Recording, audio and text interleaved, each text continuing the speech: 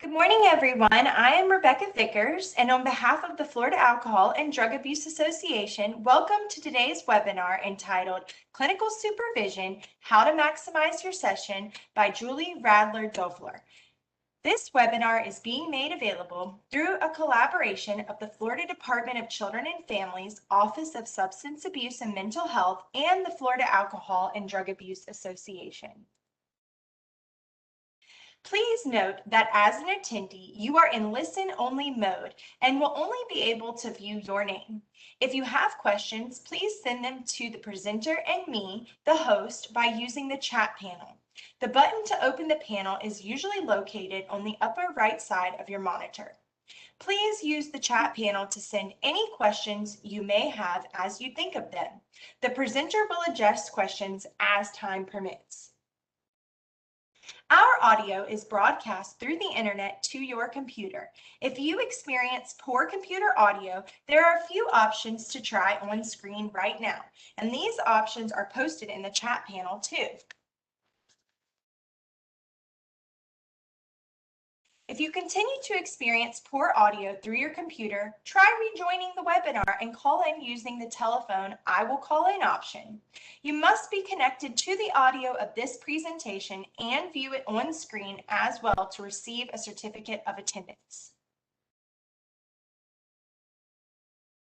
The recording and materials used in today's presentation will be available on FADA's website within 30 business days.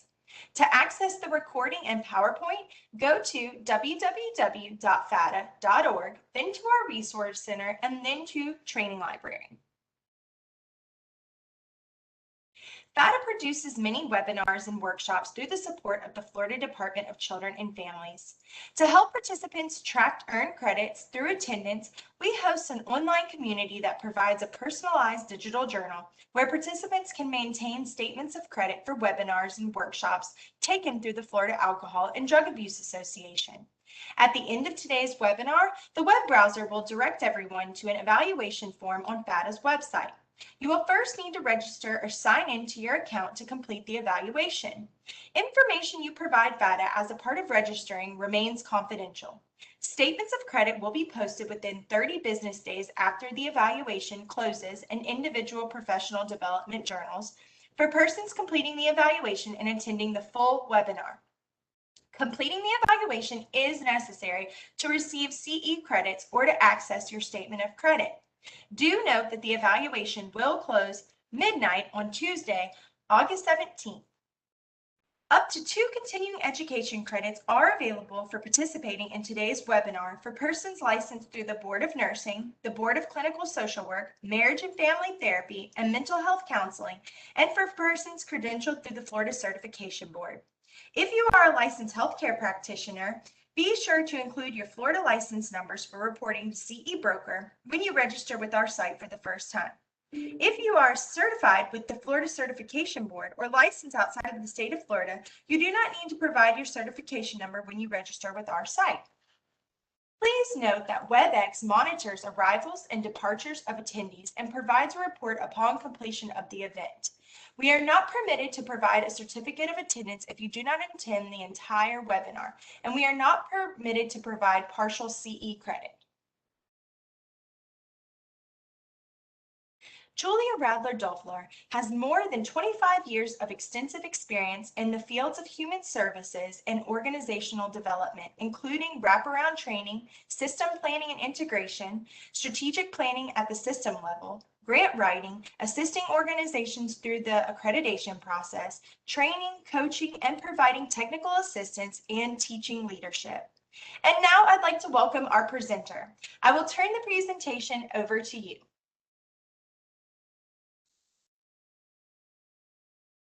Good morning, everybody. Thank you, Becca, for the introduction. It's so nice to see everybody today, or not see everybody today, but it's nice to be here with you today. Today we're going to be speaking about clinical supervision and how to maximize our sessions. We're going to talk about some specific techniques that we can use, including strengths-based and reflective supervision, as well as motivational, talk a little bit about how to use motivational interviewing in your clinical supervision process.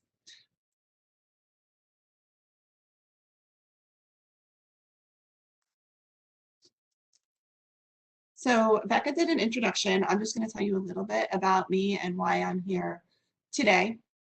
So I am with the Radlauer Group, as well as a new organization called Collectively. And as Becca said, I've been in the field for 25 years. I'm a licensed mental health counselor.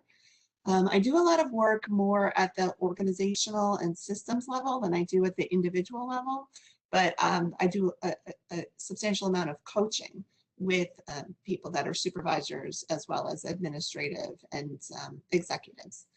I am currently involved in University of South Florida getting my DRPH. I'm in my dissertation mode, which hopefully I'm trying to finish by the end of this year.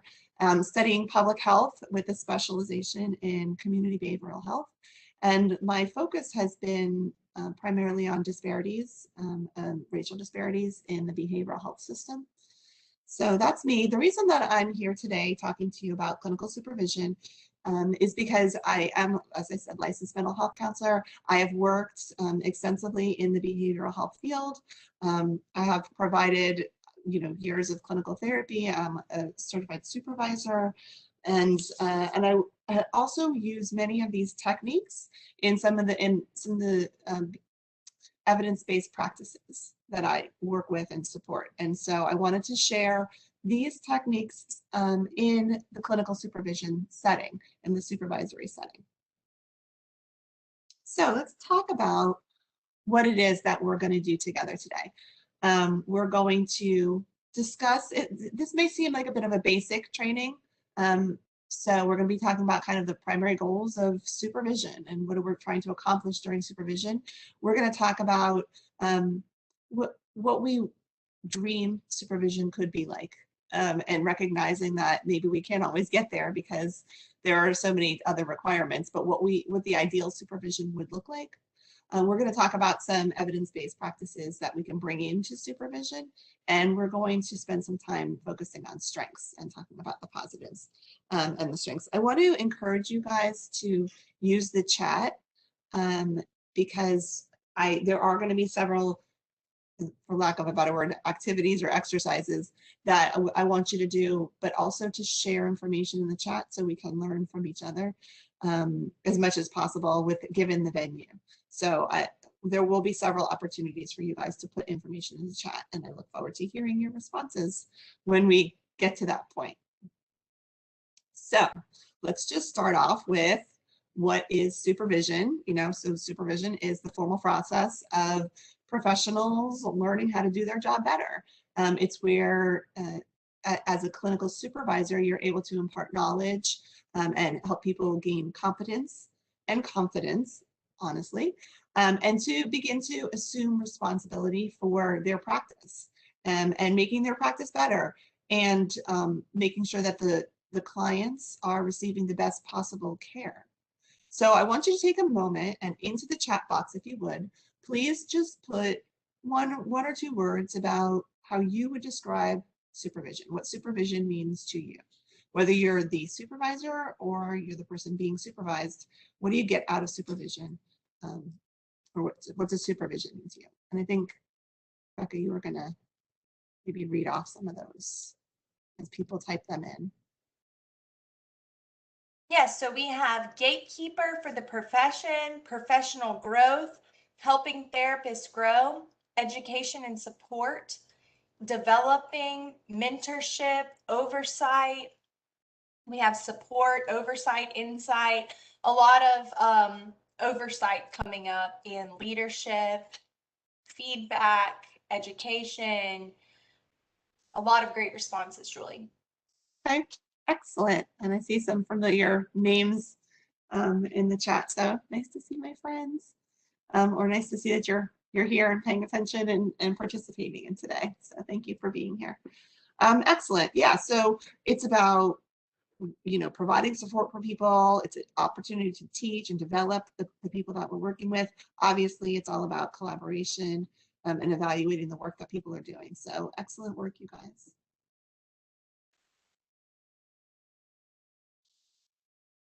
So let's talk a little bit about the different types of supervision, because there are actually at least 4 types. There's more than that, but there are at least 4 types of supervision.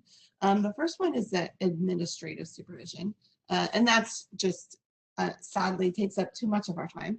But that's the oversight. Are people achieving productivity? Are they completing the documentation that they should be doing? Are clients progressing if we get to that point, right, in the administrative process? This is where we would use some quality assurance. Then there's developmental, which is the opportunity, and I think most supervisors go into the field for this purpose, is the opportunity to teach or mentor or coach people, to get people to a point where they're growing clinically and professionally. Then there's the clinical, which is teaching and talking about different strategies, developing solutions, talking about challenging processes that clients are going through, and brainstorming together to try and come up with solutions about how we can solve some of the complex challenges that many of the people that we're working with are experiencing. And then there's reflective. And reflective really is, it's a gift. And it means that we take a moment to kind of sit back and review think about what's experiencing. Think about the feelings that are coming up for us, or the feelings that are coming up within the supervision process. And also thinking about the way that people are acting based on their thoughts and feelings that they're having, and how that relates back to their practice. And this is an opportunity for personal growth, professional growth.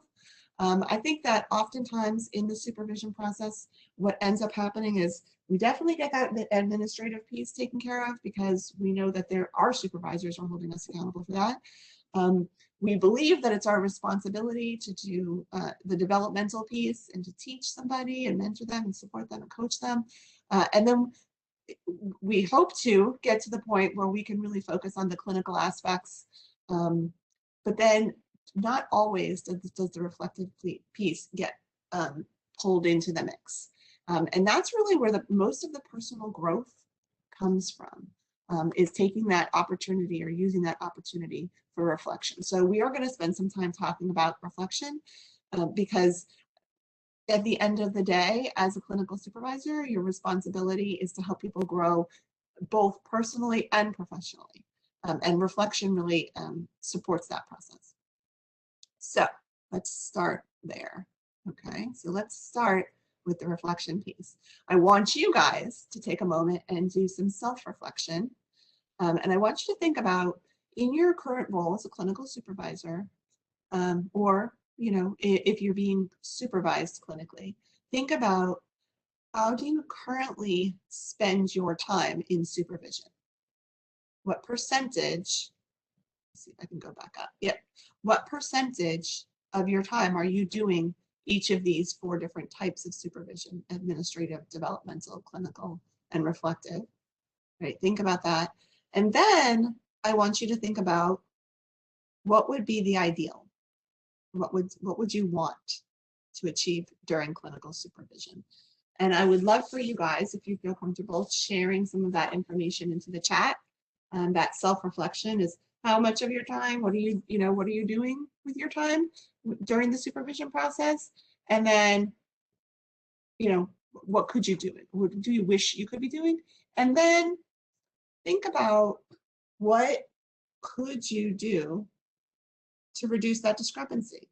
So if I say I'm spending 50% of my time in administrative, but I really would like to be spending 10% of my time in administrative, or I'm spending 20% of my time in clinical, but I'd like to be spending 80% of my time in clinical. So what could you do to try and change that difference in your own practice? I don't know if anybody feels comfortable typing that into their own self-reflections into the chat. I know when I do a lot of clinical supervision, I end up spending more time in the administrative developmental and less time in the clinical reflective, and I would love to flip that. So Becca, do you mind looking at the chat for me? Of course. Okay, so we have some people say, I spend a lot of time doing administrative and would rather spend more time doing clinical and development. I do 50% reflective, 25% development, and 25% clinical, and wouldn't change it. Some people say it's 80% administrative. And we have people that say I spend pretty even across all 4 sections. I wish I could spend more time on clinical and reflecting and less on admin. A lot of people say it's mostly administrative that they do, and they have little time for reflective. Yeah, so I'm glad that we're just taking a moment to reflect on that, you know, we don't necessarily make as much time for the reflective piece. And keeping in mind that if there's one takeaway, is to try to incorporate more of that into your clinical supervision process. So what we know about that is the struggle is real, right? Sadly, our expectations about what we want, and then the reality, somehow we have to learn to manage that a little bit better.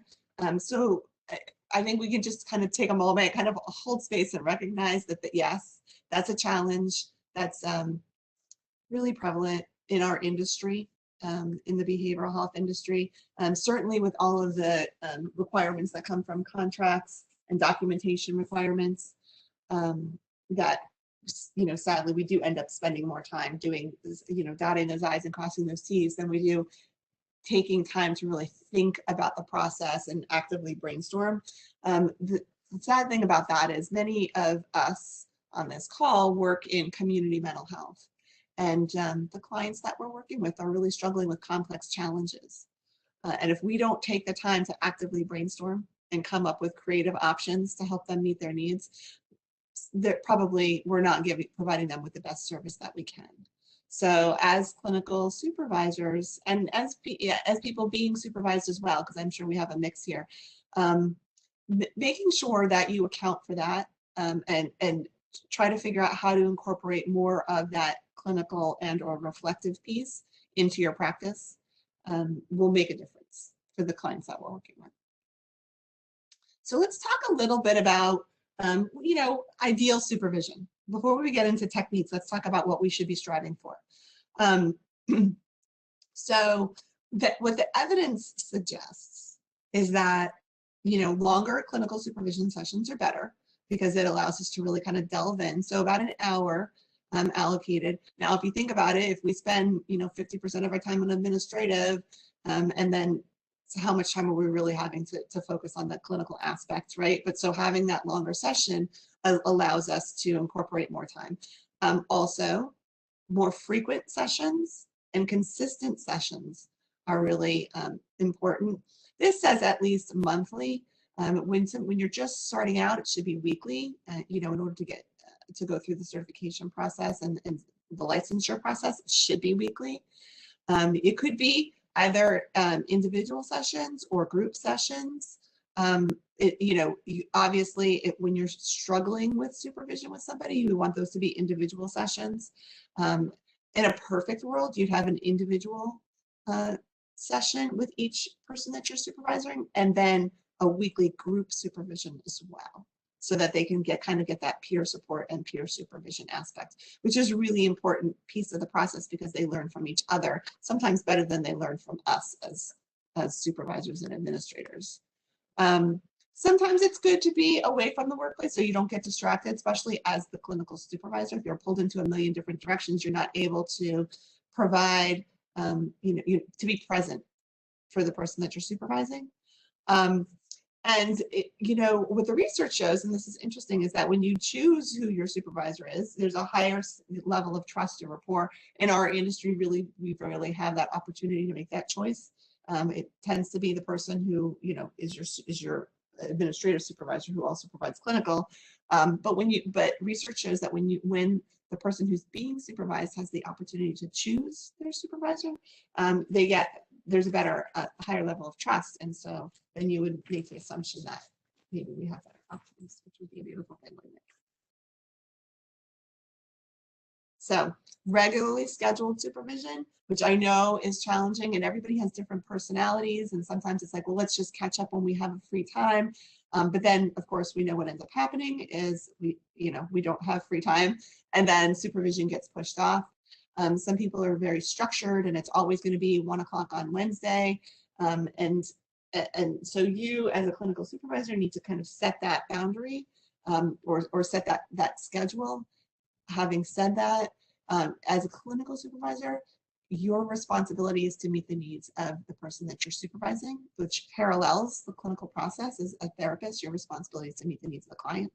So if I am a somewhat unstructured supervisor and I'm like, well, let's just catch as catch can, but then the person that I'm supervising really wants regularly scheduled supervision, I need to be able to figure that out in my schedule and be available for them on a regular basis. Because when I don't do that, I'm creating stress in their life and they're feeling like they're not getting the support that they need. Even though they could be getting as much support as they want with my open door policy and they can come in whenever they want to, if they're a structured person, then I should be providing supervision in the way that meets their needs, because it's about their needs and their personal growth and professional growth.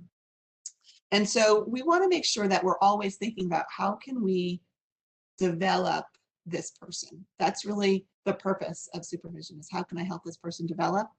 And so creating an opportunity where they are going to have access to that on a regular basis is one way that you can make sure that you meet their needs. So let's talk about strength-based supervision, okay? In many of the programs that we work in and the services that we provide, we talk about providing strength-based services. And this is really kind of paralleling that process, as we're going to talk about how, as a supervisor, you can provide a strength-based intervention. And so what happens in the clinical process is when you model a certain behavior or action, then the person that you're supervising then brings that into their clinical relationship with their clients. And so if I am, providing a strength-based supervision process, you see all these, amazing words that pop up here in the word cloud, right? When I'm doing that for the staff that I'm working with, then they're bringing this same kind of energy to their clients. Right, so we want to be able to be strength-based as much as possible. So then let's talk about, well, what does that look like, and how do we do that? How can we become, strength-based? So the philosophy of being strength-based focuses on empowering the people that you're working with, helping them to feel that they have some kind of sense of control, that they can move this process when they want to, helping them gain new skills and competencies and feeling confident about those competencies, and then inspiring and giving them hope that they can learn how to work with the challenges of the people that they're working with. And so you could see how this would totally mirror how you would want a clinician to show up for the clients that they're working with, right? We would want them to enable and empower their clients. We would want them to help their clients feel that they have some kind of sense of control or agency over what's happening in their world. We would want them to help the clients learn new skills and feel confident and competent using those new skills. And we, of course, would want their clients to feel that there's some hope to have a better life, right? So we're going to share this philosophy, or use this philosophy with the clients that we're working with, this staff that we're supervising, so that then they can use this same philosophy with the families that they're working with, or the clients that they're working with. So let's do a quick activity. I want you guys to grab a piece of paper, if you will. And I would like for you to think about an employee that you work with that's really easy to work with. Okay, just think of a name, somebody who's really easy to work with.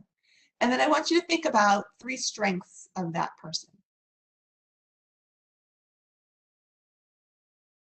If you're the therapist or the clinician, I want you to think about, you can either think about a family that you're working with, or you can think about somebody who supervises you. You could go in either direction. You're the clinician. Okay, so you've thought of an employee, and then you've thought about somebody who's easy to work with, and then you've thought about 3 strengths about that person. Now what I want you to do is that I want you to think about an employee that's a little more challenging. Maybe somebody that you struggle with a little bit. But I also want you to think about 3 strengths about that person. Okay.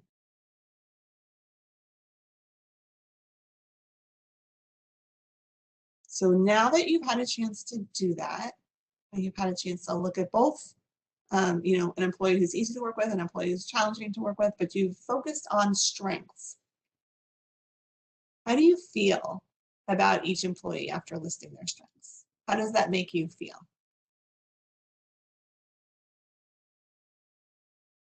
You can put that into the chat if you feel comfortable. See a couple of people started putting information into the chat. So Julie, some of the people are saying they're responsible, accountable, task-oriented, organization, self-reflecting, wants to learn. Someone said both are valuable and together offer different things to different clients. Exactly, right? I love that. So both have benefits. Even though it's somebody who's challenging, once I'm able to list out their strengths, I begin to see they do have strengths. There are good things about them too. And I know that anyway, but it's nice to be reminded of that. But you know, so I'm not so frustrated. I'm reminded that there are positives. I see you guys are putting some nice things into the chat.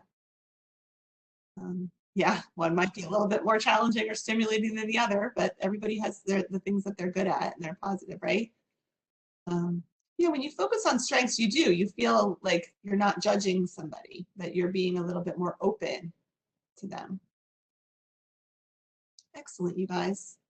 Thank you for putting the information in the chat. I hope you guys are having a chance to kind of read each other's thoughts and the information that you're putting into the chat.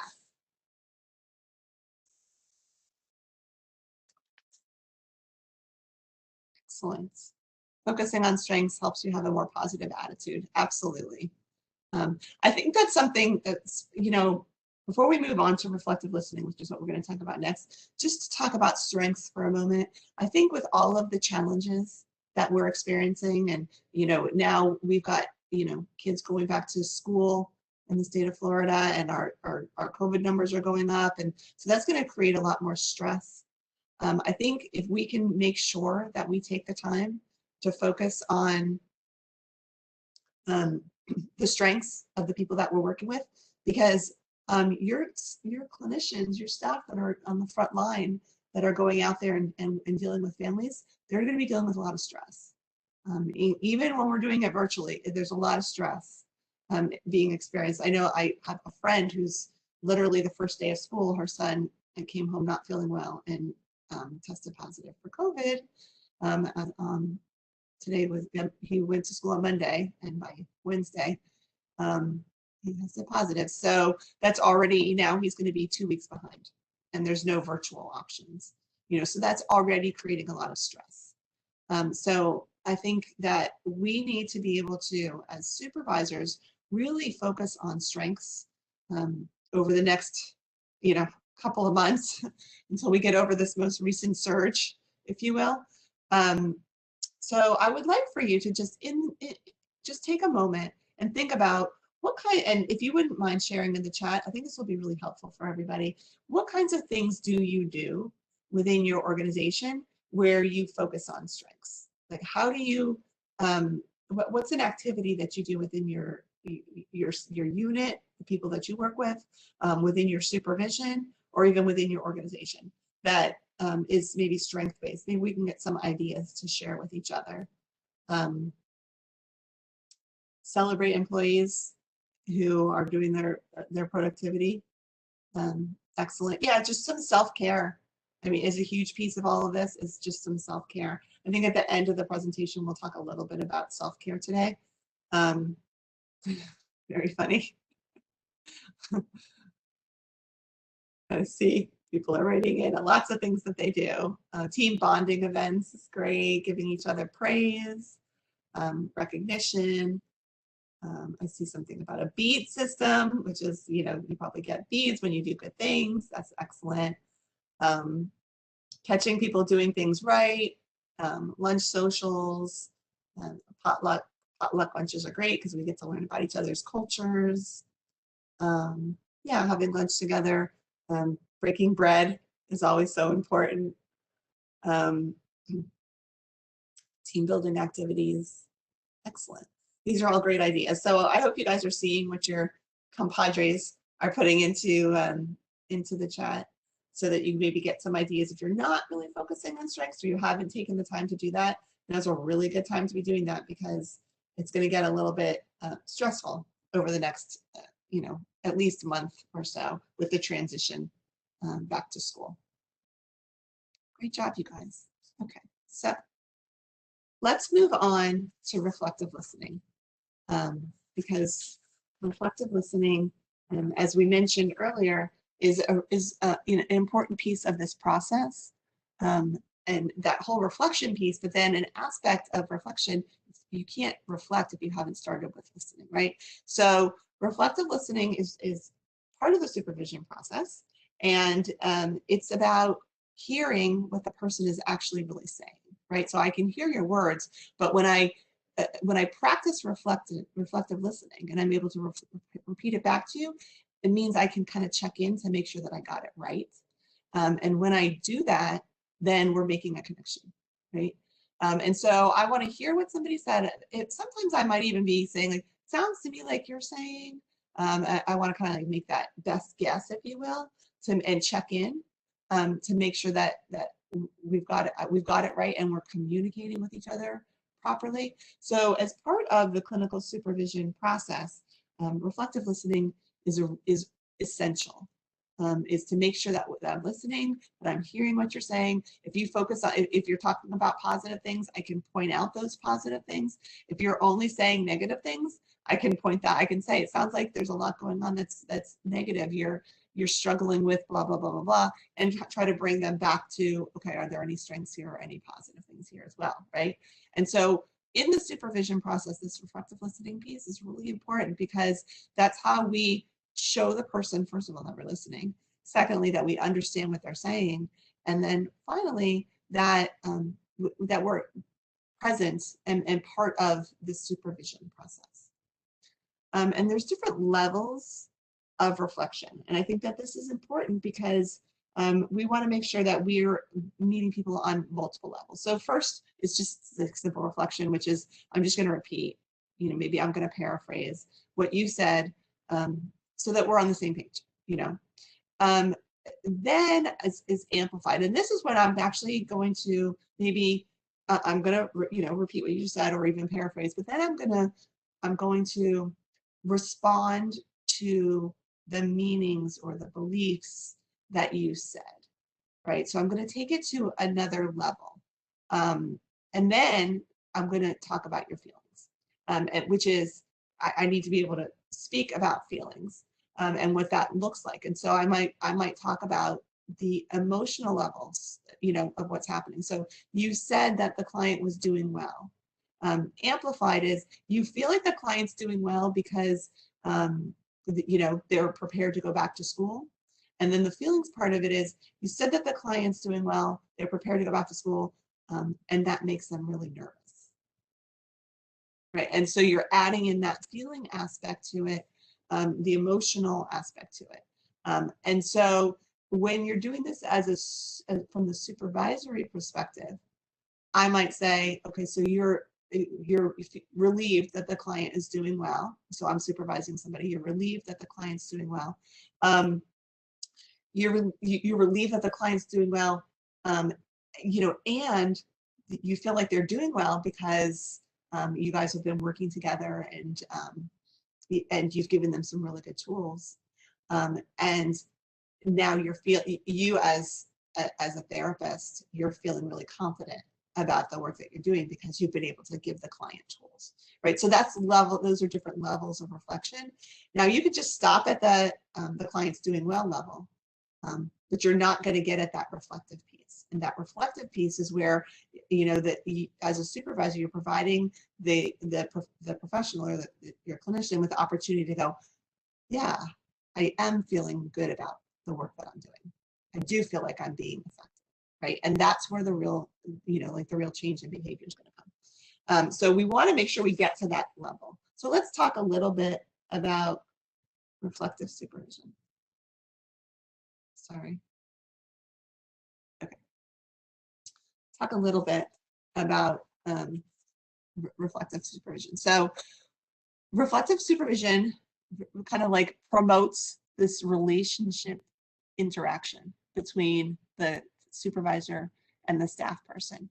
It brings supervision to a different level because it's about learning, but also taking the time for that personal, professional, I say personal / professional development because it's insightful. Okay. It also in reflective supervision, it's about the clinician's relationship with their client and how we're going to mirror that with this supervisory relationship with the clinician, right? And so we've talked about that already a little bit, and that happens during the reflection process.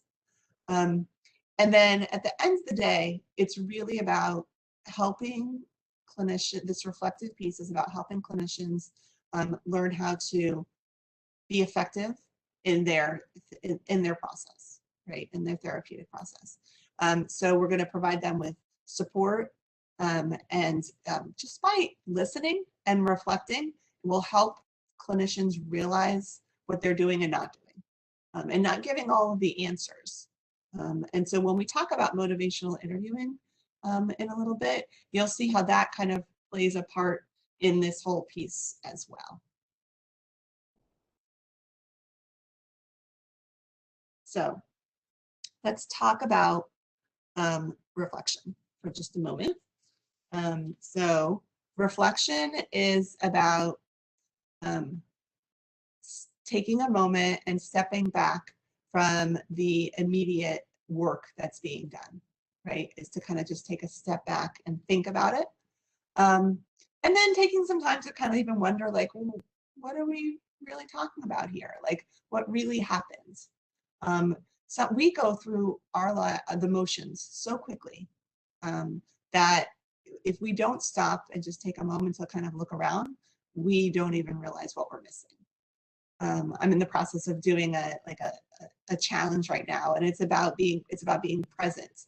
And so I've been forced, pleasantly forced, to take time and reflect on a daily basis, and that has become part of my process.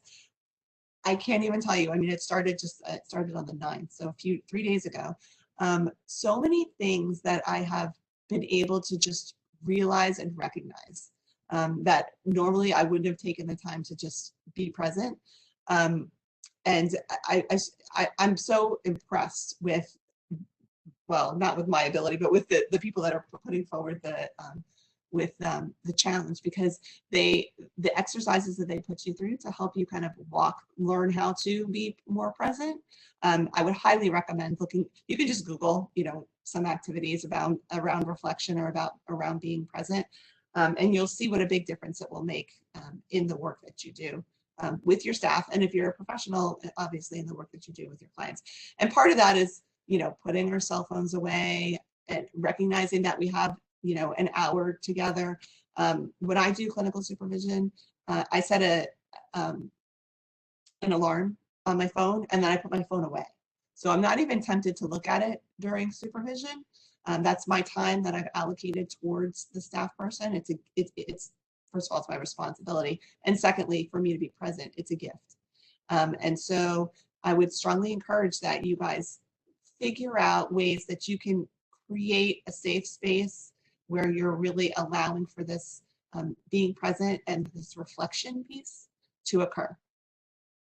Part of what we want to reflect on is, well, what's really happening here, but then also, what does it tell us about what the other person is saying or doing, and also about ourselves? What is our response to what they're doing, and what's happening for us there? And then take time to be in those feelings, right? So if I recognize that, okay, the person not showing up for an appointment really made me feel like I'm not being effective. Okay, so let's think about that. How does that make me feel? That somebody didn't show up for an appointment. What thoughts come up for me around that? And then once I've had time to really think about it, then what am I going to do about it? Right? We have to get to that solution point. We can't just sit in the reflective stage. We have to get to that. Okay, so this is the second time it's happened with this family. Maybe I haven't engaged the way I should with this family or connected the way I should with this family. And so you want to maybe focus on how you can do that differently or better. Okay.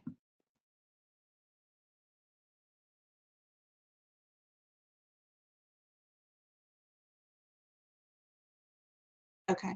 And so let's just talk a little bit more about the process of supervision and how collaboration plays a part in the process of supervision.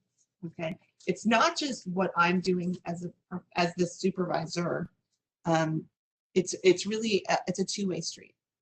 And so in order for supervision to be truly effective, we have to collaborate. We have to work together, right? So the collaborative process or the supervision process is really a relationship that is both people have to understand each other's expectations.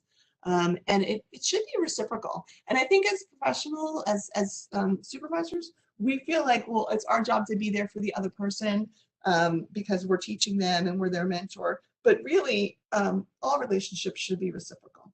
And we can learn as much from the people that we're supervising as they can learn from us if we're open to it. And so I strongly encourage you guys to, when you're doing supervision, is to, yes, there is that, power structure that's set in place as one person is supervising the other or one person is, administratively over another.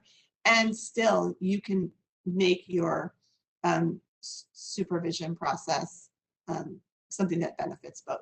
And the same thing for therapy. When clinicians are going out into the field, they can still learn from the clients that they're working with. They should be learning from the clients that they're working with, right? So it's the same perspective.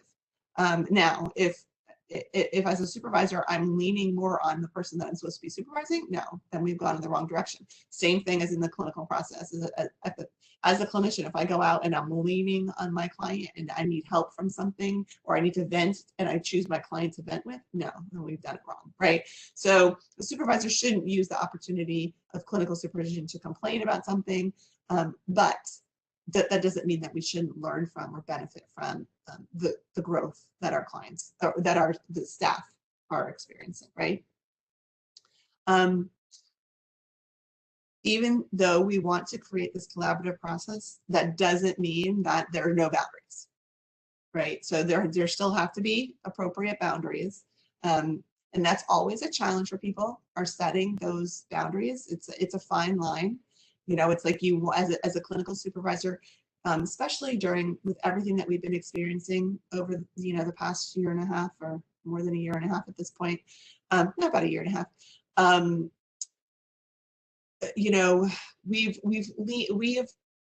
Many clinical supervisors have provided an opportunity for spending some time talking about self-care, or spending some time talking, like being available to people who are struggling with whether somebody in their home has gotten sick or they've lost a loved one, right? And so as humans, we have to be there for people, but then that line gets really blurry because we're all working in our homes, and so we've got this virtual thing going on, and so people can see what's happening in other people's homes, which was always something that was a little taboo. That you wanted to have that kind of separation, that professional. So it's challenging to find the fine line here. Having said that, I think if one thing that everybody has learned is that we're all human beings, right? And we're all doing the best we can, and we're all struggling a little bit over the past year and a half with everything that's gone on in the world. And so as a supervisor, it is our responsibility to create this opportunity for collaboration. And still, as a supervisor, you're not going to share all your business. you are going to, set some limits about and some expectations. And so you have to kind of see where that line is, and do your very best not to cross that line. But creating an opportunity for open communication and having ideas flow from both directions. This idea of reciprocity is something that's really important, because what we want is, when you do something to make somebody else, to do something for somebody else, it makes them feel good, but it also makes you feel good. And so the people that, in the true spirit of strength-based supervision, people that we're supervising, if they can help us, that's going to make them feel good too, right? So we want to create this reciprocal relationship, where we're both benefiting, as long as we remember that at the end of the day, it's our responsibility to be supporting them. Yes, they can support us too, but it's our responsibility to be supporting them and teaching them. Another important aspect of the collaborative supervision process is around trust, and safety, and setting those expectations for trust, and for making sure that it's a safe space. I always struggle with this. A lot of the research that I've been doing is around, kind of like some of the structural racism in the behavioral health field. And one of the things that always comes up is mandatory reporting.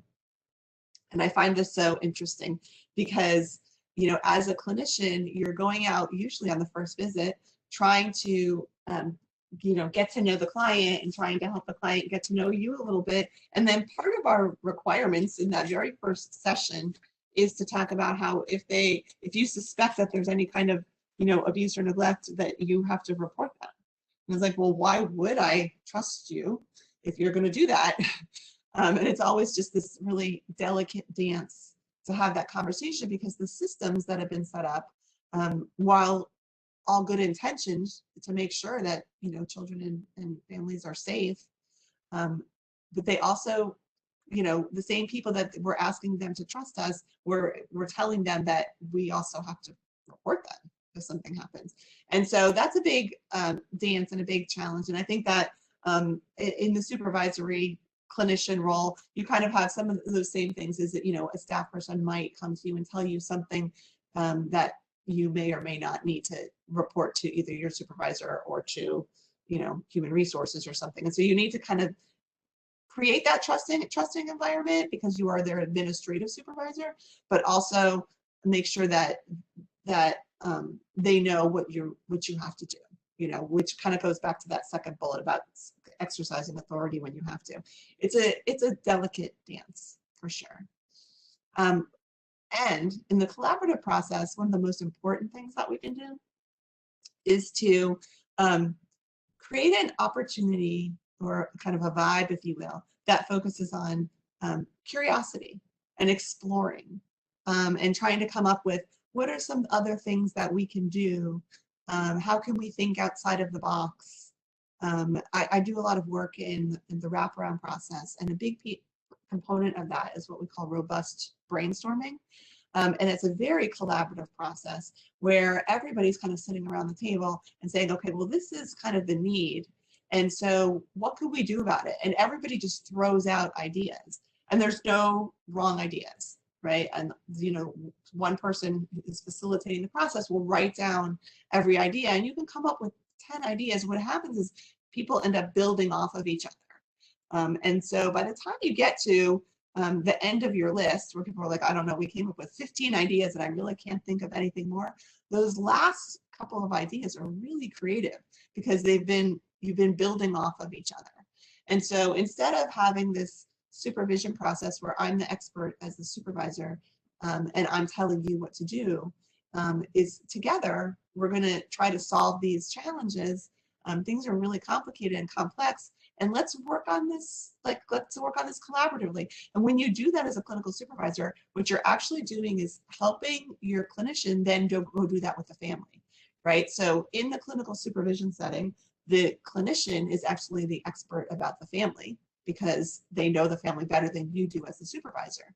So as a supervisor, I can't tell the clinician what they should or shouldn't be doing. They have to tell me what's going on with the family so that together we can work on it. Well, then we're going to parallel that. And as the clinician-family relationship, the family is the expert. And the clinician can't tell the family what to do. They have to collaboratively come up with the solutions that are going to work. If the clinician tells the family what to do, that's great, but that doesn't mean the family's going to actually do it, right? If together they work on it, then there's going to be a greater likelihood that they'll be able to come up with an option that will work for everybody. And like I like to use the example, and when we do motivational interviewing, we'll do this later. We'll talk about it too. I like to use the example of losing weight because I feel like everybody has always at some point in their life decided that they want to try to lose some weight. And so you as a clinician could tell me, I could say, okay, look, over COVID, I gained the COVID-19. And so you could tell me, okay, well then the best way to do that to lose weight is to go to the gym. So you need to start going to the gym. Well, I don't really love exercise.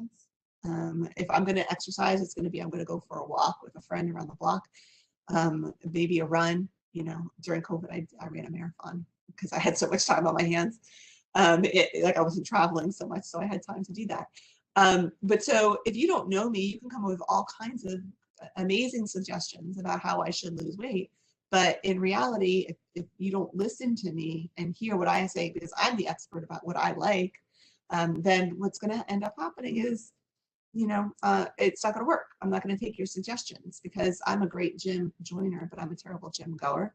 So the suggestion, about me going to the gym is not going to be what's going to help me lose any weight that I may have gained during COVID, right? And so that collaborative process of working together is really a great way to come up with some amazing solutions, if you will. Becca, this is a good time in our material to take a break. Okay, great. We will put up our break slide, and everyone, we will meet back at 11 o'clock.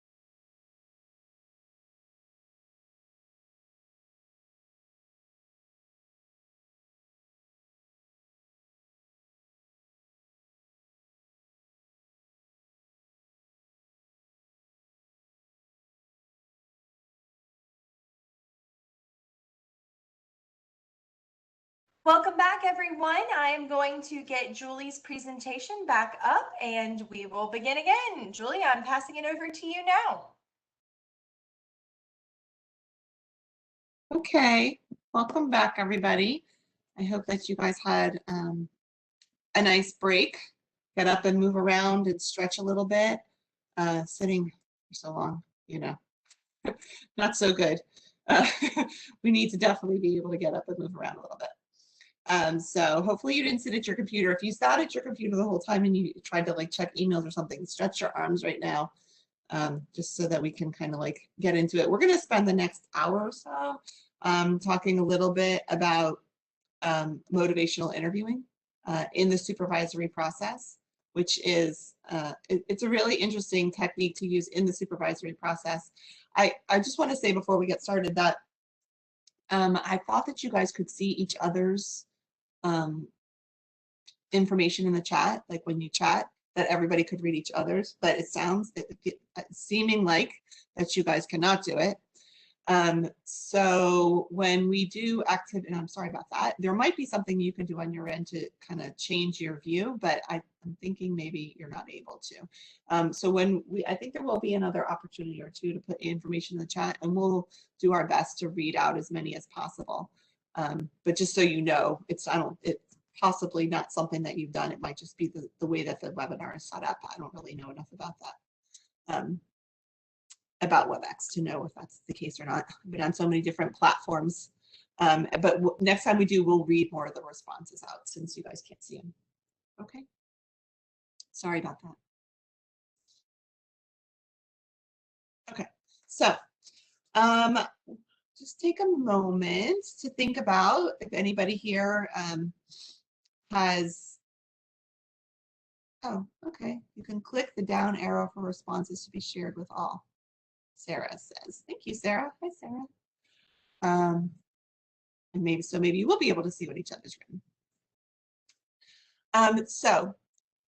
But I just want to take a moment to think how many people have been to a motivational interviewing training or have used motivational interviewing in their practices. If you're familiar with motivational interviewing, you know, yes, Lonnie, you've been involved in motivational interviewing. So then you guys should just do this part of the training, and I'm just going to sit back and, you know, put my feet up and let you guys chat about the training. So it seems like I'm speaking to the choir about this. So then we'll just talk a little bit about motivational interviewing. You know, I'll run through a little bit for some people that have not participated in motivational interviewing training, but we're really, the purpose for this is to talk about motivational interviewing from the supervisory perspective. Okay, so that's really what we're going to be focusing on, but I've got to do a little bit of just what it is before we get started. So person-centered, it is directive, it's a method, right? So it's not tools and techniques, it's a method, it's a process. And the whole purpose is to help to understand kind of that intrinsic motivation, if you will, to making change in your lives, and you know, there's this whole concept of ambivalence, and so it's really to kind of recognize and understand and try to resolve ambivalence. So when you're the person who's utilizing, practicing motivational interviewing, you're going to be doing things like being empathic, right? And which is something that supervisors do. You're going to be helping people recognize discrepancy, developing that discrepancy, and talking about that. You're going to be talking about resistance, as well as you're going to be helping people, you know, expand their self-esteem. And so again, all of these things are things that we do as a supervisor, right? So using MI in the supervisory field, in the supervisory perspective, is a great way to use this. And so you guys, some of you guys might be supervisors of supervisors. I would strongly encourage you to kind of take this information back to share with them about how to use MI in their supervision process. Okay, so the reason that, you know, we want to use, you know, motivational interviewing is because it's a way to interact with people. It's a style, okay?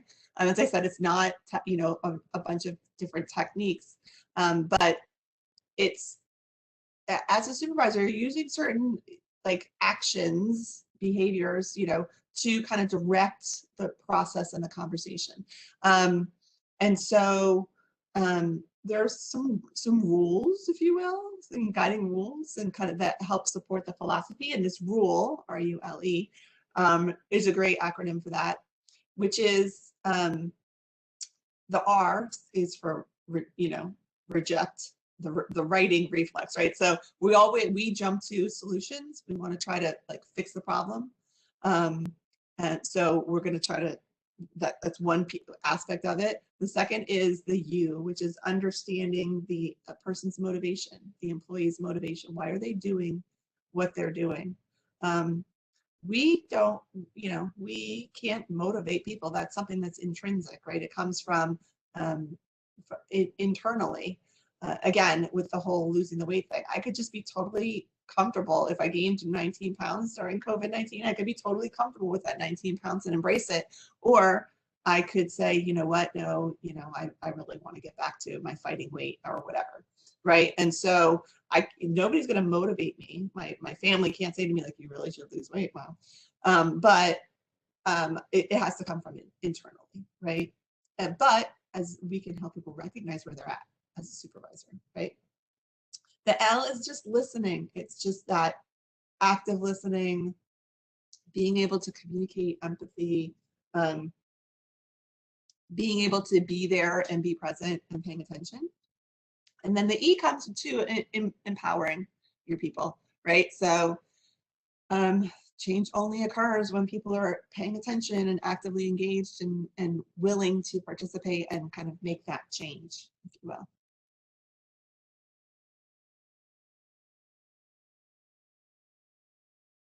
Sorry, wrong button.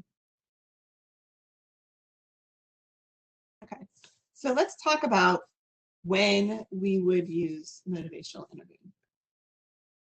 So we use motivational interviewing when somebody's expressing, you know, ambivalence is the word that's used in motivational interviewing about taking action. So you're working with somebody that you're supervising, and you've explained to them how to complete the paperwork 15 times, and they're still not completing the paperwork.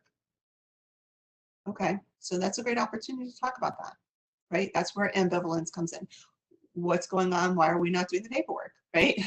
So other examples, it can be when somebody says that, you know, they don't want to do a certain job, or they just don't do it, right?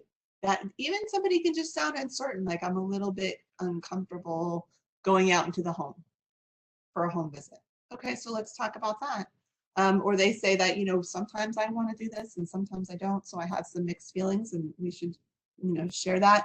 Lack of confidence in the supervisory process, especially when you're working with people who are new to the field, you would expect that they might be experiencing some lack of confidence. It is intimidating to go out into people's homes, especially when you're doing it by yourself. Or it is intimidating, you know, when you're just got your clinical license and you close the door for a session the very first time. And then you can go ahead and add COVID on top of all of that, you know, and we should all have a little ambivalence these days. Because, you know, or not even ambivalence, right? We should all be a little bit concerned. You know, people are not doing things on a timely basis. They're not meeting their requirements, time requirements, or they don't feel like they, you know, they have the input, the energy, the interest, the willingness to do things. And then you also would want to employ motivational interviewing when you recognize in yourself that you're feeling annoyed or frustrated or angry, like you feel like you're working harder than the other person. That's when you want to kind of like take a minute and go, what's going on here? Right. And again, using these techniques, you know, you are able to, we're using this, you know, philosophy, you're able to kind of model that, if you will. I'm just going to give you a minute to read this, and I'll read it out loud as well. This is from Rolnick. Reflective listening is the key to this work, right? So here we are back with the reflection piece. The best motivational advice we can give you is to listen carefully to your employee. Most of the time, they'll tell you what has worked and what hasn't worked for them. They'll tell you that, what moved them forward and what shifted them backwards. And whenever you're in doubt about what to do, just stop and listen. And we tend not to do this. We tend to jump to solutions pretty quickly, mostly because we're so busy. We've got so much that we have to get accomplished in a short period of time.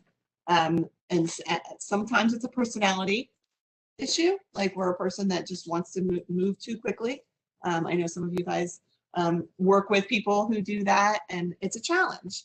But to stop and slow down and listen and really hear, and there's a greater likelihood that you're going to come up with a solution together that can solve the challenge. So we want to focus on the person, and it's about how important is the change to the person. You can't change because I tell you to change, right? It's got to be when you're ready to. And also, are there things that are like barriers that are getting in the way of you making those changes? Sometimes those changes are, things that might not work for you, or sometimes they are, right? And we have to kind of like figure out what's going to, that delicate dance, if you will. And then also, when we're focusing on the person, we want to increase their likelihood that they're going to do what it is, that they're going to achieve their goals and succeed, right? And so when we stay focused at the person level, these are the things that we want to be paying attention to. Because if we're paying attention to how important is it to you, what are the barriers to achieving it, do you want these changes, and then how can we make it, more successful? Then there's a greater likelihood that you're gonna do this stuff, right? And if you take a simplistic example with a staff person that you're working with, right? And so you might say to somebody that you're working with, okay, in the clinical supervision, when you're providing therapy with this particular client, and the client doesn't seem to be making any improvements. How are you going about it, right? Are you giving lots of suggestions? Are you stopping, slowing down, and listening and coming up, right? And maybe I'm giving lots of suggestions. Okay, well, is that working? Well, no, because the client's not taking my suggestions. Okay, so then let's work this through the process, right? So how important is it for you to be successful with your clients? Well, it's very important. Okay, so what's standing in the way? Well, I feel like I have lots of different ideas and I want to share my ideas. Okay, so let's back up a little bit about that and talk about what's standing in the way. Is maybe if I'm afraid that if I listen to the client and they don't come up with a solution, then they won't get better. Okay, so that's a big change if I'm going to have to stop and not be the expert and allow the other person to guide the process and give up some of that control. And so we can reflect on that. And then we want to increase the chances of success. So maybe we need to practice active listening a little bit more, and that's something that you can do in supervision. And so using these techniques in the supervisory role is very similar to doing it as, from the client perspective. But we want to make sure that we're practicing this, which, you guys that do motivational interviewing, it means you have to kind of stop and slow down a little bit. Because when we're using motivational interviewing, we need all the information. We need to make sure that we're slowing down and getting like some depth in the process, and that whether or not I, as a supervisor, want the person to do it or not, it has to be their choice. It has to be this internally. It has to be internal motivation, and so we're not trying to change behavior exactly, but we do want to see changes in behavior, right? And so our goals really are about being present, being informed, thinking deeply, and trying to get a sense of where people are at in the process, so that they can make the changes that they need to make. So let's talk a little bit about stages of change. So the stages of change, and I usually show this in a different way. I guess I didn't include it in here. It looks like a circle. You kind of like can walk through the circle. We're going to talk about each of the different stages and kind of what things you can do in each of the stages in the motivational interviewing process. But so the stages start, with pre-contemplation, which is like, I'm not even really thinking about making any changes. Contemplation is I'm starting to think about that. Preparation is I'm preparing to make changes. Action is I'm actively making changes. Maintenance is I'm able to maintain those changes. And then relapse is I just go back to my old habits, right? We want to find out from the person that we're working with what stage they're in. And then we know how to respond accordingly to move them towards the next stage. In some kind of scientific way, if you will, right? And when it comes to ambivalence in the motivational interviewing process, it really just always comes down to that's the heart of the problem. If we can get to the ambivalence piece, we can then begin to unpack it. And I think it's really important. A lot of you guys work with people that are have experienced trauma in their life. And even with the professionals that we're working with, many of the people that you're clinically supervising have also experienced some trauma in their lives, right? Most people have experienced trauma. When you take the ACEs screening assessment, most people are able to identify traumatic experiences that have happened in their lifetime. And so just as in the clinical process, as a clinical supervisor, while we want to unpack this and kind of get to the problem of the heart of the problem, if you will, to the ambivalence, we also have to recognize that sometimes there are reasons why people are ambivalent. And this is where we get a little bit muddy when you're implementing this in the clinical processes, because this is not a therapy session, right? This is somebody that I'm clinically supervising, yet if I can't get them to move and can't get them to maybe make some changes to their behaviors, well, they might not be able to continue to be employed, or they might be able to continue to be employed, but they're not going to be effective in their practice.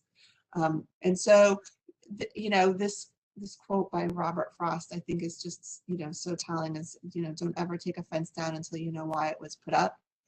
I think that that's really important. When you're trying to work with people that you're supervising, and you find that you get to that ambivalence, you understand that the heart of the problem, the root of the problem is,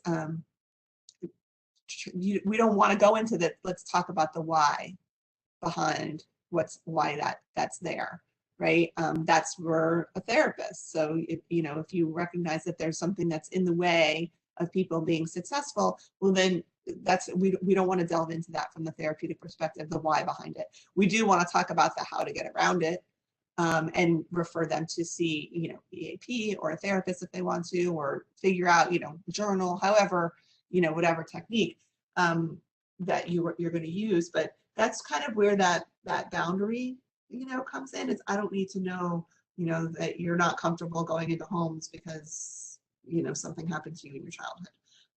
Right? It's like your job is, you were hired to go into homes and you're not able to do that. And so we have to figure out this workaround, but I'm not going to process your childhood experience with you as a clinical supervisor.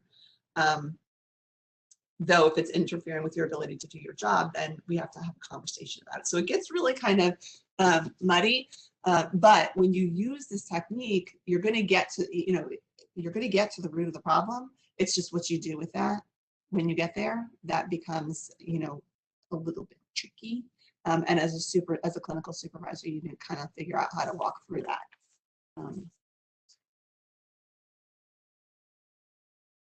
So let's talk about some of these motivational tasks that we can do. So during the pre-contemplation stage, if you're working with somebody and you've told them you need to see your clients in the home, or you need to turn in the paperwork by this particular time, or you've practiced a technique with that, you know, a clinical technique with them, and you've asked them to use it, and they haven't used it, right? So that's in the pre-contemplation stage, right? And some people might go, well, no, that's actually insubordination, right? But they're not even thinking about making changes, so it's pre-contemplation too. And so what we're going to do, you know, well, we're going to raise some doubt about it, right? So we might say, you know, are you aware that this is going on, and that, you know, it's the third time that you said you were going to use this technique in the you know, with the client, and you didn't, or the third time you were going to hold the client accountable for doing something and you didn't bring it up, and what's going on, you know, for you, right? Then we're going to kind of increase their awareness about possibilities. So how could you do it? How, you know, how else could you get at that information if you're not using this technique? Or what are other ways that you could try to use that technique? Or if it's about paperwork, so, you know, turning in your paperwork by Friday doesn't seem to be working for you. How else can we make sure that your paperwork is here by noon on, you know, close of business on Friday or whatever? Let's try to figure out some other options, right? Which might include some brainstorming too. And then we're going to talk about this kind of confrontation within, right? So what's going on, and this is a lot of reflection, right? So what's going on for you? Let's talk about what's going to happen when you don't do what, you know, what you're supposed to do. And then let's talk about what are some things that, you know, that you want to do about this. So say it's about, let's do it about, you know, paperwork. So you're not turning in the paperwork. Let's explore those consequences, right? But then also let's talk about, well, what kinds of things could happen for you when you do get your paperwork turned in? You know, could you, you know, maybe get a raise, or could you move into a different position where there's not quite so much paperwork, or, right? Let's talk about, you know, or go celebrate because you turned in your assignments on time, and have an open conversation about that. What I really love about the technique in the clinical supervision field is that I can say to somebody, you know, I'm going to use some of those MI skills, and let's just work through this. And for me, you know, I have a difficult time confronting people about things. So I can say, well, the technique says we should be blah, blah, blah, blah, blah, which then allows me to kind of walk through the process and feel as though it's less personal. And so I would strongly encourage you to look at this framework and see if this is something that you can use in your practice. So now if somebody's in this contemplation stage, remember, contemplation is when they're actively thinking about making a change, right? They haven't really started doing it yet, but they're actively thinking about it. Okay, so here, the process that we would use in the clinical setting, if you will, would be to talk about, okay, what's going to happen when you do change, and what happens if you don't, you know? So you know, we're not trying to hit them over the head with it. We're just trying to have a conversation. It's like, okay, like, there's pros and cons. Let's talk about the pros and the cons, right? And then anytime they say something that looks like they're moving in the positive direction, is we want to reinforce them, you know? And so I don't want to tell them what to do. You know, only in the absolute last resort, when it's like, okay, look, this is what needs to happen. But I really don't want to. It's more about like, let's just have a conversation about this, and let's explore these options, and see, you know, just the other day, somebody was telling me about an opportunity. And when she told me about the opportunity, at the same moment, she said, I already did the pros and cons for you. I've already figured out for you what you should do. And I thought, well, that's not going to make me do it any better, any differently, or because you told me what's the right thing to do. I have to kind of go through that process myself. You know, I have to explore my own pros and cons, and come to the conclusion that I'm ready to make a change or not. And so we want to provide this opportunity, and sit back and listen, you know, and maybe come up with some ideas. Oh, you know, oh, this is something you might have, maybe you didn't think about, the fact that, you know, when you turn your paperwork in by Thursday, then Friday is not such a stressful day. And oh, okay, so I could write that down as a pro. And so these are tools that you can, you're giving the people that you work with some tools so that they can begin to make some important decisions on their own. You're kind of like helping them move through the process, if you will. The next stage is preparation. And so this comes down to, okay, let's begin to move forward with this process. This is where I'm going to be maybe setting an intention, right? I've made a decision. I'm actively preparing for my decision. When I talk about, losing weight, I should have mentioned this before. In the pre-contemplation, it's like I am just blissfully eating all the junk food I want. And even though I've gained weight, it doesn't matter. I'm still enjoying the junk food and I'm going to continue to eat the junk food. And, I'm just not ready to make a change, right? And you could explore consequences with me, what's going to happen. You're going to have to, you're going to be unhealthy. You could talk about like, oh, well, you're going to, whatever thing you think might motivate me, you'll start having problems with your knees or something to that effect. That might be motivating because I do like to walk.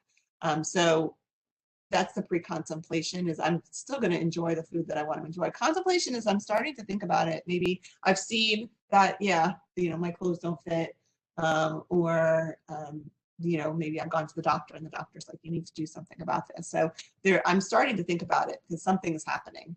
Still, even if the doctor says you need to lose weight, or, you're going to have health issues, it's not going to be a problem. Now, if I start to see the consequences, like, for example, it says explore rather than prescribe, but say the doctor says to me, I'm going to put you on blood pressure medication. Well, that could be the thing that would push me to do something, because maybe I don't want to take medication, right?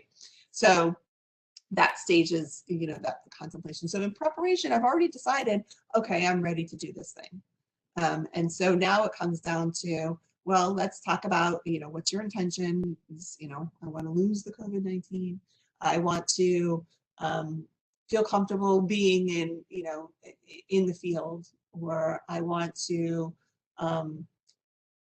try to be a little bit more confrontational with clients that I'm working with, or, try to hold people accountable to doing their homework, or following through on what they said they were going to do.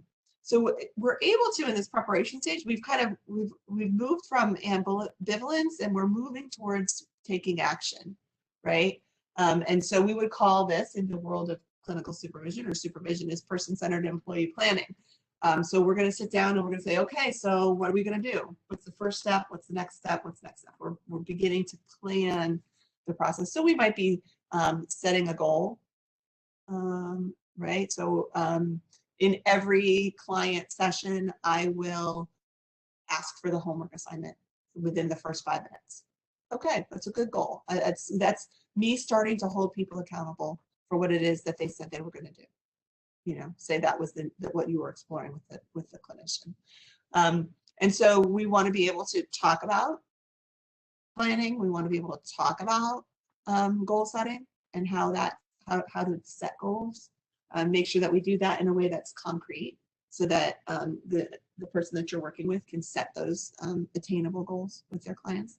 So now we're in the action stage of change. And this is where we're doing what we said we were going to do. We're on an ongoing, we're completing those, tasks, if you will. We're trying to be encouraging and helping people to continue to move forward. We're partners in this process. So if the employee that you are working with has been able to tell each client, yes, I'm going to ask you for your homework assignment, and within the first 5 to 10 minutes of our session, we're going to start off the session with the homework assignment, and you see that they're actually doing it. That's great. So then that's an opportunity for you to positively motivate them through encouragement, through beginning to celebrate their success, and we worked on that together. And then I'll help you move to the next step. As the clinical supervisor, I'm going to help the clinician move to the next step Okay, so what happens when they don't do their homework? Then what do we do about it, right? And so we're going to continue to make those changes and to help them grow. And then we move into a maintenance phase, okay? And the maintenance phase is we've done a really good job. The person has accomplished some of their goals. They've been able to keep it going. And so now what we want to do is we want to say, okay, so how are we going to make sure that we don't slip backwards? How do we make sure? Because what happens is we drift. We drift back to what's comfortable to us, to our old ways. When we're not actively thinking about making changes, it's just so easy to drift right back. And so we want to help people come up with some stopgap strategies for how they don't drift back. I spend my whole life trying to quit drinking Diet Coke. I'm either actively trying to not drink Diet Coke or I'm actively trying not to start drinking Diet Coke again. Right now, I'm actively trying to not drink Diet Coke again. Right? But because it's so easy to just slip right back into that routine of, oh gosh, I really would love Diet Coke. Now I'm going to want one since we're talking about it. So we call this contingency management strategy. So like, okay, I'm not going to get the Diet Coke, but I will drink seltzer water today or something, right? So I get the bubbles, but at least I'm not drinking all the stuff that's in the Diet Coke. And we want to help people learn skills, use those skills so that they continue to make progress. One of the things that's interesting around this technique is that we're setting goals and achieving goals. And then what we do in society is once you've set a goal and you achieved it, sometimes we don't even celebrate, we just set the next goal. And so what we want to do though is we want to make sure that we stop and we slow down and we make time to celebrate. So you should be doing this with your staff. When your staff, when you're providing clinical supervision and they accomplish something, like they have become, helping people become more accountable, you want to celebrate that. Recognize it and celebrate it because that's motivating to the person so that they continue to do it. And once you've had a chance to really celebrate it, then we'll go ahead and say, okay, well, what should we work on next together? But don't just say like, okay, great, now what? Without taking the time to slow down and celebrate. Because when we motivate people that way, then they continue to use it. And then we have to continue to check in, and that's that contingency management. Even though we might have moved on to a new goal, I'm still going to check in as how's that going? Are you still following through with, in the first 10 minutes, are you asking people to turn in their homework, right? Because that helps keep people motivated when they're paying attention. And then, sadly, sometimes I drink Diet Coke. Right? Sadly, sometimes we end up relapsing into those old patterns. And when that happens, and it will happen because that's just kind of reality, right? Is we're just going to kind of help the person to take a step back, to see where they're at in the process. Are they in contemplation or pre-contemplation, or where are they at? And acknowledge that and recognize that. Maybe you want to talk about that it's really kind of just normal that we do that, that we set goals and once we achieve them, then we kind of just like back off a little bit and allow ourselves to relax. And that's just kind of normal and happens pretty frequently. And, and that's just life, right? And then try to focus on when they start, okay, I'm going to try it again, then let's positively reinforce that, and see if we can get them to get back to where they were when they were doing it on a regular basis. Talk about what was successful for them last time they tried to embark on this particular goal and help them achieve it again. Okay, so during the motivational interviewing process, we want them to take the certain steps so that they can make the change that they're looking to make. And the way that we can successfully do that as professionals is to match our activities with the stage that somebody's in. So if somebody's in pre-contemplation, well, I'm not going to be celebrating that, right? If somebody's in the action phase, I'm not going to be really spending time in exploring quite as much, right? I would be helping them continue to be successful and helping them and like monitoring them and supporting them, but I'm not going to be like, well, let's talk about the why behind that, right? Because they're moving forward. So our responses from a clinical perspective really need to kind of match the stage. That's how we use motivational interviewing in the clinical process. And some things that we can do to kind of facilitate that conversation is, you know, that change talk, right? Is to either try to create the change talk or to listen for the change talk and point it out. And, you know, that this technique, DARN, is one of those, another one of those acronyms. D, darn, desire. So what is it that you know, want to change? Right. So, and why? Why do you want to make the change? Why is this important to you? Then, you know, like the A for is the ability is, so how? How are you going to do it? What are the thing? What's the thing that you're going to do so that you can actually be successful? The R is the reasons. Like, what are the top 3 reasons that, you know, we could see you making this change? What's going to happen when you do it, right? And then the need is the next piece. And what that really comes down to is like, you know, how important is it to you to make the change? And I'm going to show you a scale in just a minute. That's a really great scale to use with people to help them kind of like see where they're at in this process. And so, you know, how important is it to make that change is, you know, the next thing we might want to be focusing on. And so, finally is the commitment, is where are you currently at and what are you willing to do about it now? What's your commitment? I'm doing a presentation next week at the Behavioral Health Conference. Maybe I'll see some of you guys there. And at the end of the whole presentation is we're asking people to make a commitment. You know, what's your commitment to this process? And that's really important because we could spend all day long talking about this stuff, but then what's going to be our commitment? And so I want you guys to just pay attention to this for a minute and think about, and if you wouldn't mind putting into the chat, when you think about your clinical supervision process, you know, what do you think? What's a commitment that you think you might be willing to make?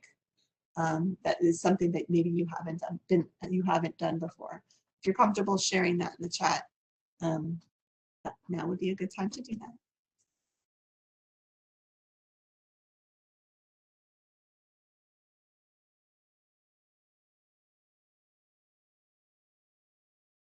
See if people are putting stuff into the chat. I haven't seen anything yet.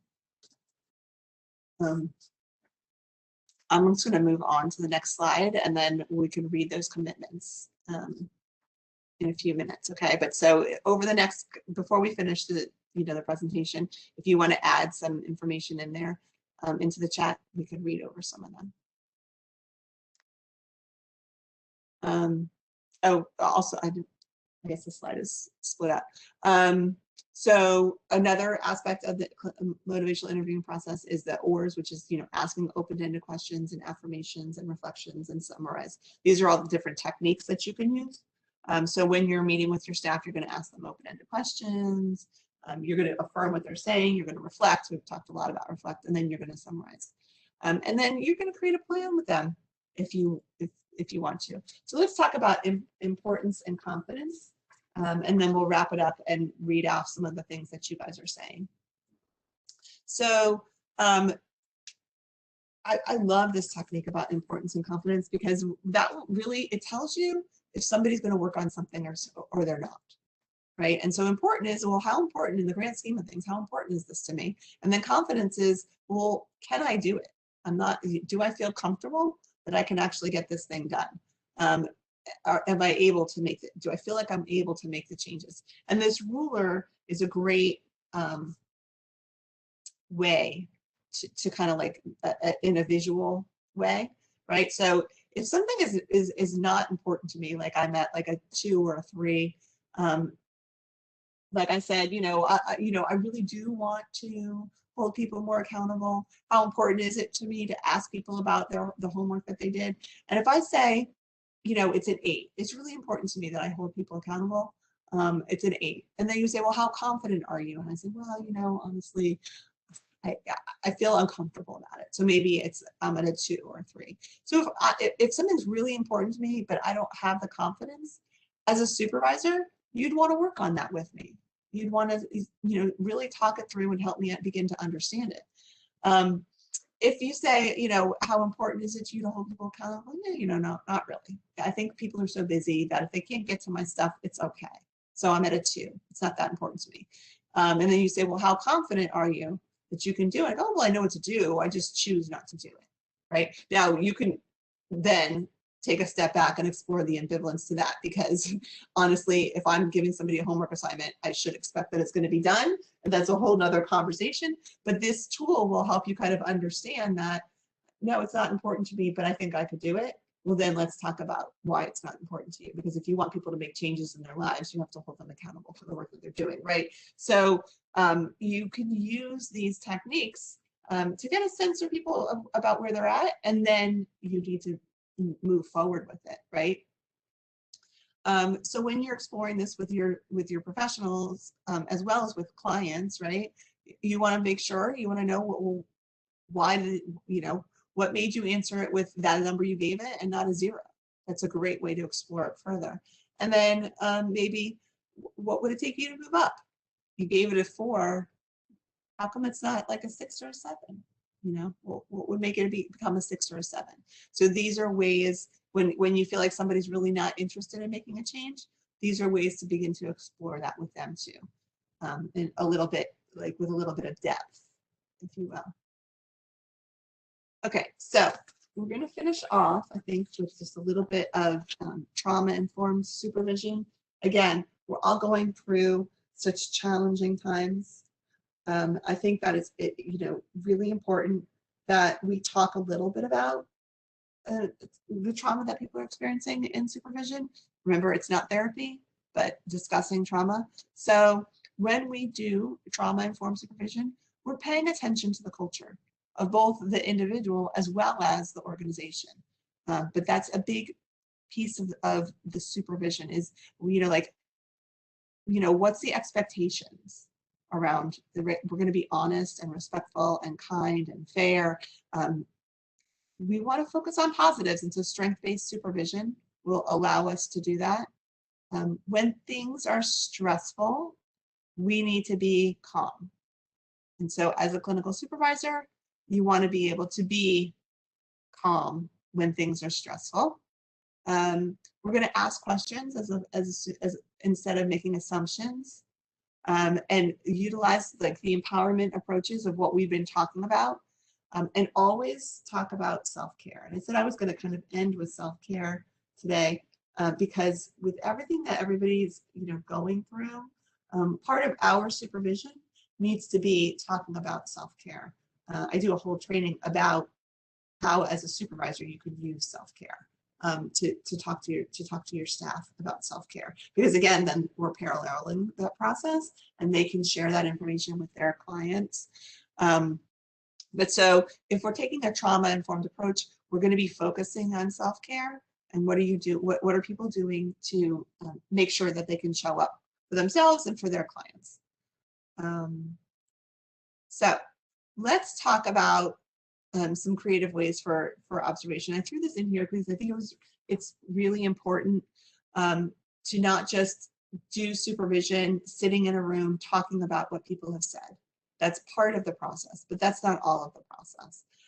And so I wanted to kind of give you like a friendly reminder that there are lots of other examples of ways that you can be creative to provide supervision. So videotape, audio tape, that's not that creative. We do that all the time, probably. Co-facilitation. So that's something that, you can go out with them, especially if you have somebody who's brand spanking new. It's really nice for them to be able to observe a therapy session like in person. And so co-facilitation is a nice way to do that. To be present for a live observation. So I'm not going to participate, but I'm going to be present and supportive. Or even through Zoom. I mean, that's one of the beautiful things that's happened in the age of virtual therapy or, telehealth is that now, with permission of the client, a supervisor can log on or a session can be recorded. Sometimes, in the good old days, we had those mirrors, the two-way mirror type thing. When you're working with somebody who's brand new, you can provide support through role playing and ask them to be the client and you be the clinician so that they can see what that's all about, or present hypothetical situations, or even case presentations in peer supervision is a great way to see what other people have to say about it, to talk about the different options that are out there, different ways that you can kind of present information. What I wanted to do is talk about evaluating your practice. Before I do this, though, I wanted to read off some of the, Becca, would you mind reading off some of the things that people wrote in? Sure. Okay. So I'm going to read off some of the responses to a couple slides ago. Is that where you'd like me to start, Julie? Yes, please. Okay, so some people said having a regular appointment for supervision. Some people commented focusing more on personal strengths than the admin process. Some people said try and implement MI techniques. Other people have said, I'm committed to identifying what is not working and helping those individuals change.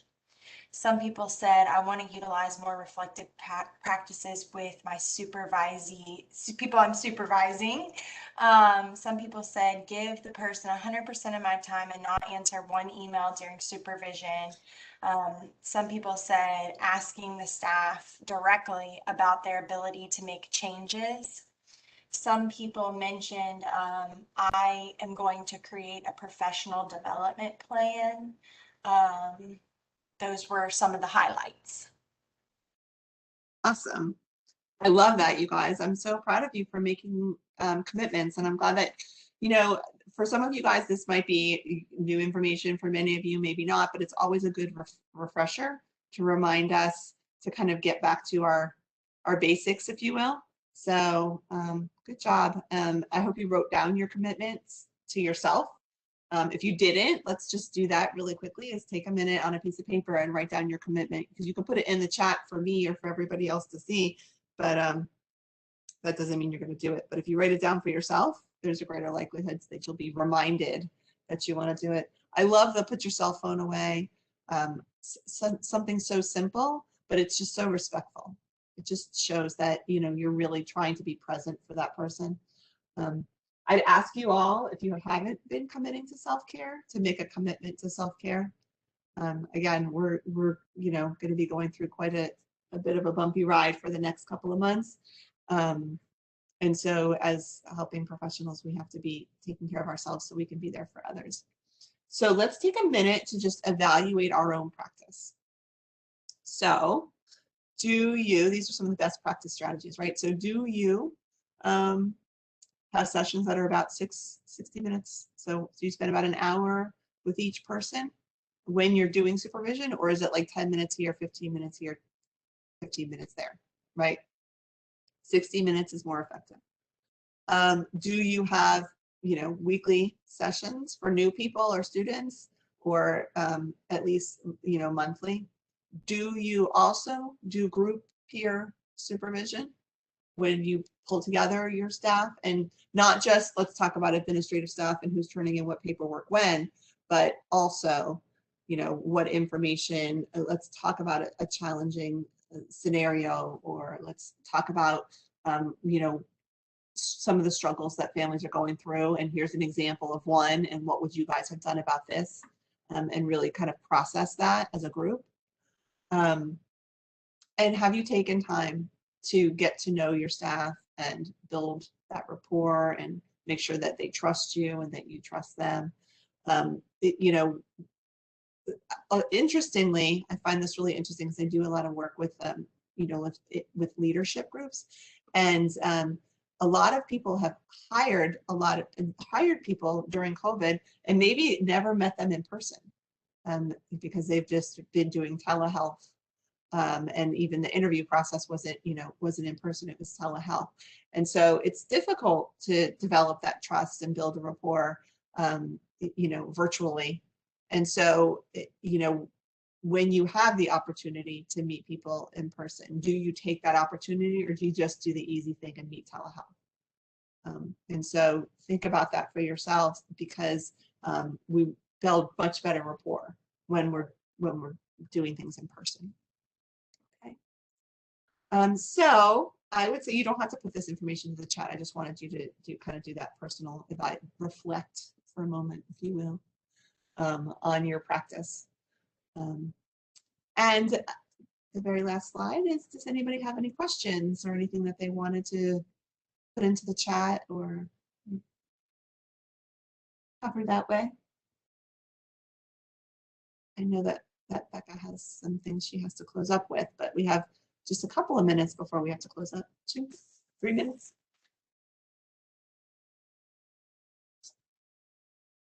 No questions?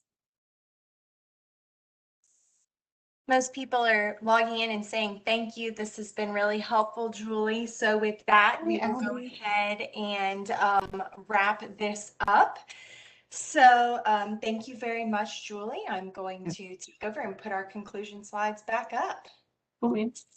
Thank you, guys. It was so nice to spend some time with you, and I see some friendly faces. Hi, Renzo.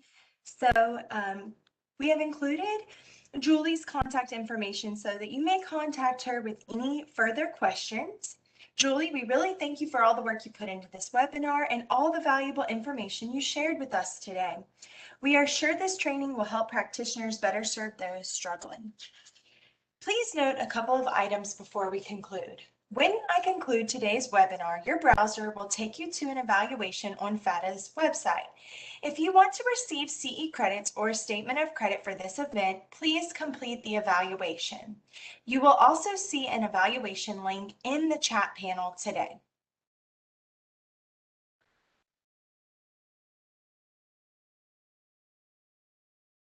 You will be prompted to register or sign in to complete the evaluation. You can register as a visitor at no cost for CEs to be reported to CE Broker for Florida licensed healthcare practitioners.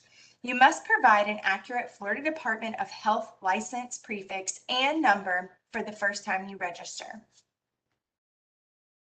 After you register or sign in, you will be directed onward to the evaluation. You may consider using the same email address when you register for webinars through WebEx link and when you set up your profile in FATA system. This helps connect your attendance and your profile. You will get a second opportunity to complete the evaluation through a follow-up email later today. The sender will be messenger@WebEx. Evaluations will close at midnight on Tuesday, August 17th. We do not email statements of credit. Instead, after we verify attendance and completion of the evaluation, a statement of credit will be generated as a journal entry within your profile. Thank you for participating in today's webinar. We'd also like to recognize and thank especially the Florida Department of Children and Families Office of Substance Abuse and Mental Health for funding today's education. Have a great rest of your day and please hold for the evaluation.